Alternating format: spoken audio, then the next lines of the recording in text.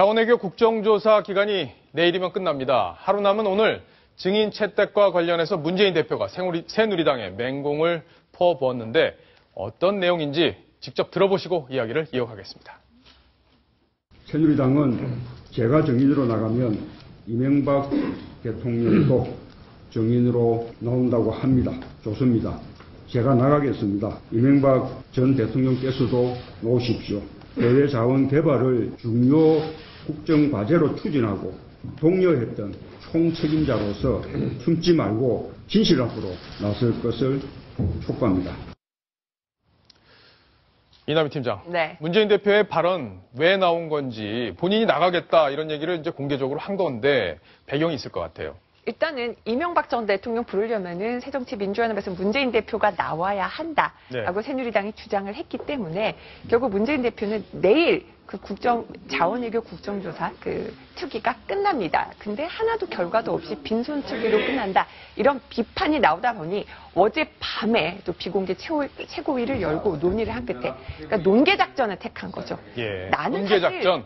논개 작전입니다. 결국 본인은 자원외교 관련해서는 사실 별로 관여한 것도 없어서 그렇게 이명박 전 대통령만큼 자기가 한 일도 없다. 하지만 이걸 위해서라면 이명박 전 대통령을 나오게 하기 위해서라면 내 한 몸 기꺼이 희생하겠다. 예. 이런 마음으로 바로 논개 작전을 쓴 거다. 이렇게 말씀드릴 수가 있겠습니다. 그게 이제 정치적으로 봤을 땐 네. 희생보다는 조금 더 얻을 수 있는 게 많지 않나 이런 생각이 드는데요. 그 본인은 나가도 크게 타격을 받지 않는다. 예. 이렇게 계산을 좀 한 것 같고요. 당초에는 이렇게 본인이 이명박 전 대통령과 함께 나가는 것에 부정적이었습니다. 선례를 남길 수 있다 이런 판단 때문이었는데요. 하지만 이제 택할 수 있는 카드가 여러 가지 없었기 때문에 내가 다 가겠다, 손해볼 것 없다 이런 계산 때문에 오늘 바로 이명박 대통령도 나와라, 나도 나가겠다 이 카드를 던진 겁니다. 네, 그렇군요. 자, 그러면 이 카드를 받아주는 쪽이 바로 새누리당이잖아요. 네. 새누리당에서 이 카드를 받아줍니까? 안 줍니까? 안 받죠. 안 받아요? 예. 오늘 새누리당의 자원외교 국정조사 특위에 여당 간사죠. 이명박 정부 때 또 법무비서관을 지냈던 권성동 의원 발언을 좀 소개를 해드리겠습니다. 네. 이명박 전 대통령을 증인으로 채택하려면 대통령이 사업에 투자 명령을 내렸다는 명확한 근거가 있어야 되는데 만약 민주당이 배출한 대통령이 생존해 있어도 이런 주장 하겠냐 이렇게 반박하고 예. 나섰습니다. 자, 이 부분이 핵심적인 내용인데 만약에 민주당이 배출한 대통령, 그러니까 문재인 대표가 청와대 수석 시절 그리고 비서실장을 지냈기 때문에 그 당시에 대통령이 노무현 전 대통령이 살아 있었더라도 이런 주장을 할 수 있었겠느냐 이런 식의 논리인데 박성훈 논설위원이 보기에는 어떻습니까? 이 문제는 애초에 증인 채택을 둘러싸고 그러니까 이명박 대통령을 먼저 타겟으로 해서 불러내려고 하는 야당이 저는 무리한 증인 요구를 했다고 봅니다. 예. 어떤 자원외교에 어떤 비리가 있으면 구체적인 비리의 당사자, 그다음에 정책 결정이 있으면 구체적인 정책 결정을 집행한 그 결정 과정의 라인에 있던 사람을 예. 불러내는 것이 국정조사입니다. 다시 말해서 박영준 전 차관이나 이상득 전 국회부의장이 지금 많은 부분에서 어떤 비리 내지는 또 정책과 관련된 또 의혹을 받고 있는데 네. 그러면 좋아요. 이런 부분을 특정해서 또 심지어 더 나아가면 지식경제부 장관을 지냈던 현재의 최경환 부총리 당시 정책결정 라인에 있었지 않느냐. 예. 이것을 요구하면 좋은데 처음부터 맨 처음에 1호로 내놓은 증인 요구가 이명박 대통령이었어요. 네. 그러면 누가 보더라도 전직 대통령 불러내서 자원외교 정책과 관련해서 망신주기다. 그래서 지금 중동에 우리가 자원외교 진출해 있는 또 그 탄자 돌림의 중앙아시아 나라들 많잖아요. 네, 탄자 돌림. 예, 탄자 돌림의 무슨 이런 나라들에 가 있는 우즈베키스탄 뭐 이런 데 그렇죠. 말씀하시는 거죠? 예. 대한민국의 대통령이 정책 결정해놓고 결국은 5년 뒤에는 뒤집어져서 청문회에서 가지고 모든 정책이 갖다 부정과 비리로 매도되는구나라는 걸 만일에 본다면 예. 앞으로 어떤 나라가 대한민국과 교섭을 하고 대한민국 대통령과 어떤 사인을 하겠습니까? 그러네요. 예, 그런 부분에서는 첫 단추가 잘못 끼워졌는데 아마도 권성동 의원은 그 얘기를 하는 것 같습니다. 그러니까 대통령이 사업 투자 명령을 내렸다는 일단 증거, 뭐 단초라도 좀 있어야 그 단초를 갖고 가서 이명박 전 대통령 나오세요라고 할 텐데 너무 처음부터 대통령을 물고 들어가니까 정적 공세로 볼 수밖에 없는 것 아니냐 이런. 그 밑에서 올라가다가 예. 이건 분명하게 대통령이 지시했고 그 결정이 청문회에 서야 될 만큼의 아주 큰 의혹과 하자가 있다. 그러면 그때 요구하면 되는 거죠. 예. 네, 그렇지만 국정조사가 지금 아무 성과 없이 끝났을 때는 야당의 책임이 분명히 있습니다. 그렇죠. 야당이 야당의 목소리를 내고 야당의 역할을 했다면 뭔가 어떤 진전이 있었을 텐데 전혀 진전이 없으니까 하루 남겨두고 그럼 내가 조사를 내가 청문회 나가겠다라고 이야기한 모습은 조금은 예. 야당 대표로서 모습이 좀 국민들이 예. 볼 때는 왜 이제서야 이야기하는가 아니면 진작에 나와서 본인이 먼저 그럼 하든지라는 말을 피할 수가 없게 되겠죠. 네. 권성동 간사가 이런 얘기도 했는데 대통령이 나오는 조건으로 문 대표가 출석하겠다 이렇게 얘기하는 건 지도자로서 좀 당당하지 못하다 이런 지적을 했는데 이 부분은 어떻습니까? 애초에 문 대표의 그 노무현 정부의 비서실장을 지낸 사람이 나온다는 것 자체도 어불성설이에요. 네. 그건 여당이 그래? 당신들 나 요구하면 내가 나갈 테니까 대통령 맞짱 뜨자. 이거 자체가 대선 후보다운 그 발상이 아니고 예. 비서실장이 왜 거기에 책임을 지고 청문회에 나서야 합니까?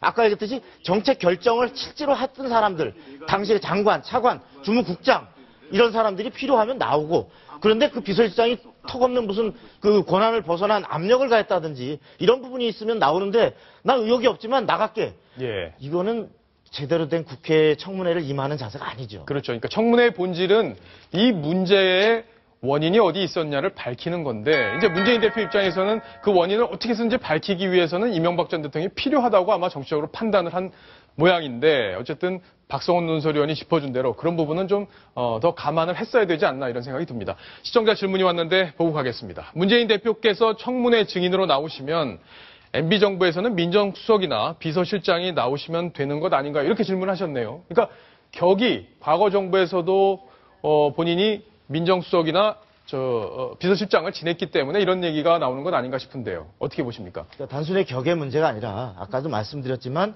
청문회의 취지를 정쟁을 위해서 센 사람 불러내는 이런 망신주기상으로 삼는다면 지금 문 대표가 나 나갈 테니까 대통령 나오시오. 이런 발상도 가능하죠. 그러나 아까도 얘기했듯이 청문회라는 건 철저하게 증거에 입각해서 다음에 이런 어떤 실수가 안 나오도록 하자라는 취지라면 아까 지금 민정수석 이 또 비서실장은 전부 이 자원외교와 관련된 정책 결정 라인에 있는 사람들이 아닙니다. 그렇군요.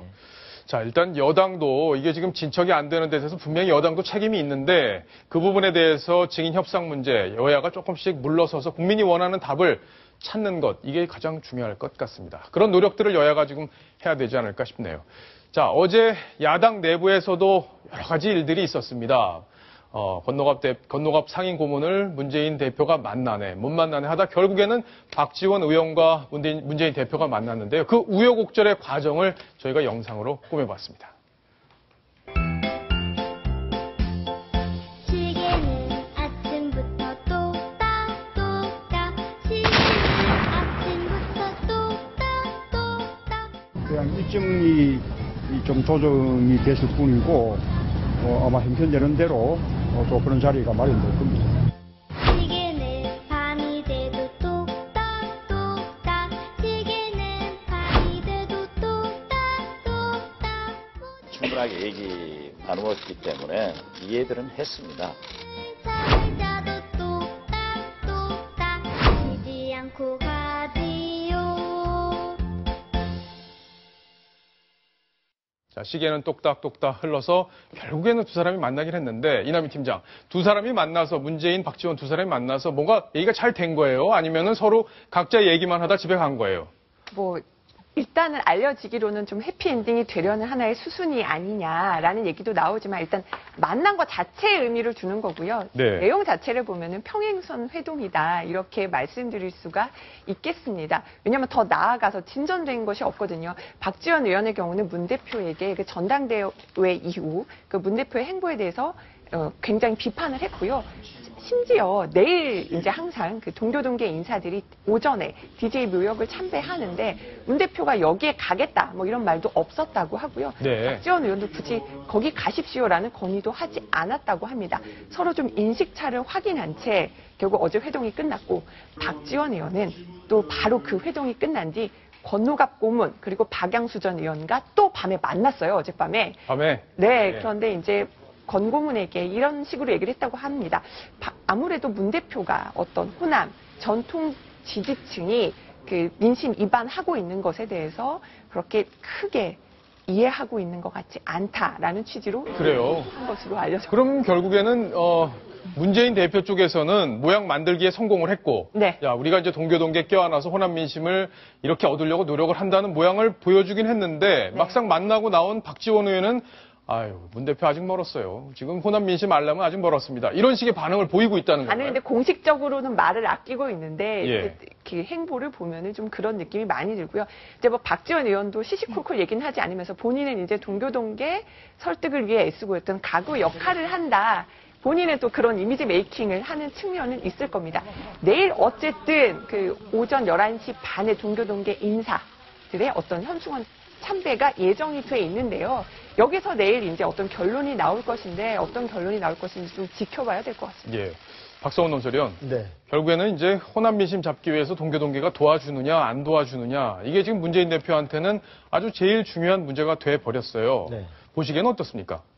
그렇죠. 지금 뭐 비단 4.29 재보선만이 아니고 예. 당장 그 내년 총선을 이겨야 그리고 또 다음 대권으로 가는 이제 디딤돌이 마련이 되는데 지금 보면은 그 아주 호남 정서로 보면 켜켜이 밤을 새워도 다 못할 만큼 지금 울분이 쌓여 있지 않습니까? 예. 그 김대중 대통령이 그 만들어 놓은 당을 깨고 나가서 당선되자마자 깨고 나갔고 또 대북 송금 특검을 통해서 김대중 대통령의 햇볕 정책이라는 또 여기에 결정타를 가했고 그리고 또 지금 문재인 대표가 당선이 되고 나서도 계속적으로 그 당 대표 경선 과정 또 관악을 후보 경선 과정에서 예. 계속적으로 친노들이 어떤 여론조사를 통해서 장난을 치면서 전통적인 당원 이들을 소외시켰다. 이런 것들이 그 유권자들에게 아주 팽배해 있기 때문에 지금 만일에 문재인 대표가 동교동쯤 박지원쯤 버리고 가도 나 단독으로 해서 오히려 개혁적인 내 당 만들겠다. 자신 있으면 그냥